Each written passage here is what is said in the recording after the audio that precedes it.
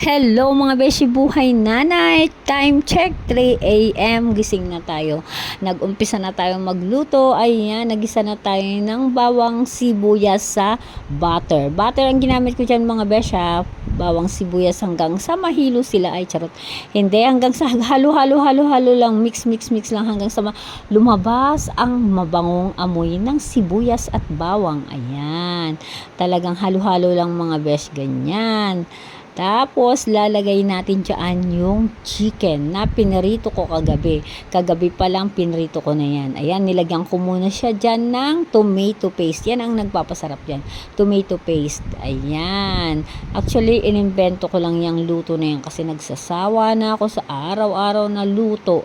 Ayan, ang aking chicken. Nilagay ko na po ang chicken ko. Pinray ko na yan. Naiprito ko na yan kagabi at tinabi ko lang. Ayan, para hindi ako magagahol sa oras mga besh. Matagal din ang magprito. Ayan, tapos nilagyan ko siya ng mainit na tubig para para may sarsa siya mga besh. Ayan, halo-halo lang tayo. Ayan, syempre titimplahan natin yan ng oyster sauce, paminta, ay tsaka asin, tsaka magic sarap. Ayan, kayo na bahala. Gusto rin nyo lagyan ng chicken cubes, pwede rin. Basta depende sa panlasa nyo. Ako kasi hindi ako maalat magtimpla mga besh.